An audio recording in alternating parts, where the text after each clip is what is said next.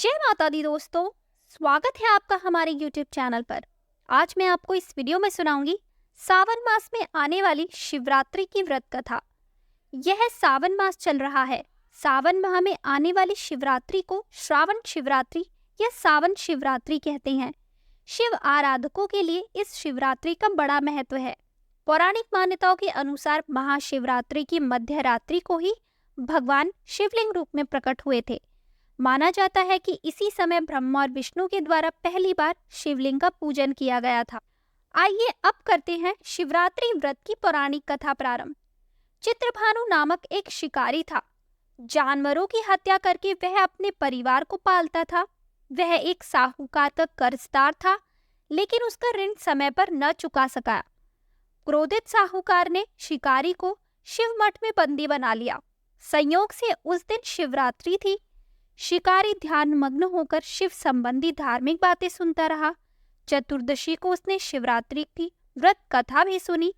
शाम होते ही साहूकार ने उसे अपने पास बुलाया और ऋण चुकाने के विषय में बात की। शिकारी अगले दिन सारा ऋण लौटा देने का वचन देकर बंधन से छूट गया।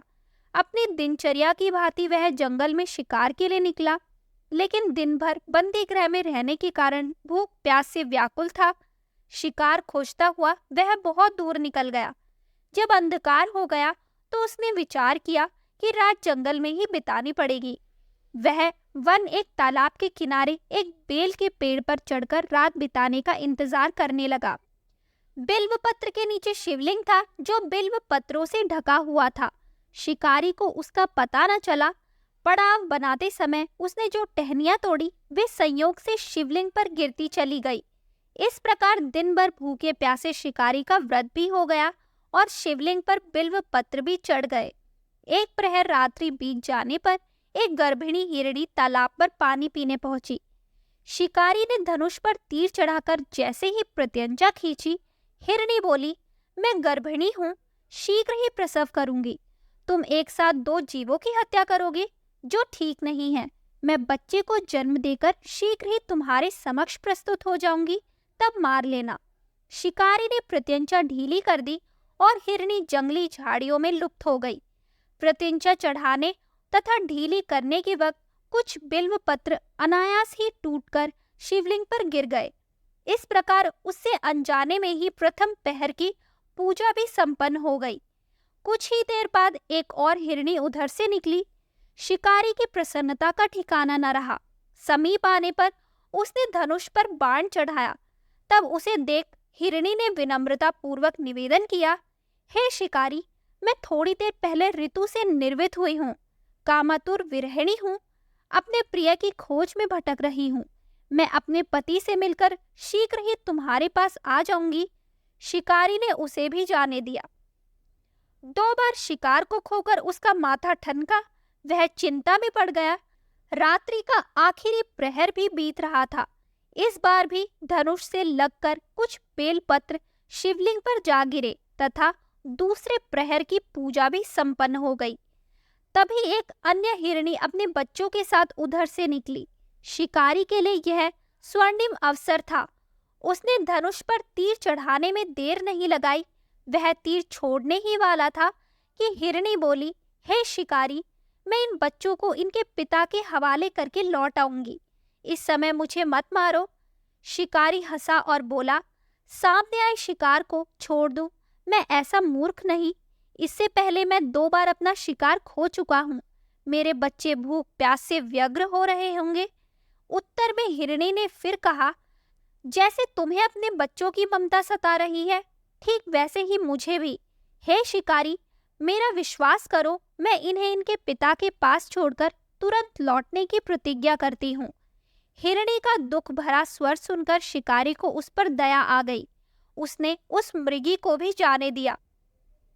शिकार के अभाव में तथा भूख प्यास से व्याकुल होकर शिकारी अनजाने में ही बेल वृक्ष पर बैठा बेल पत्र तोड़ तोड़कर नीचे फेंकता जा रहा था।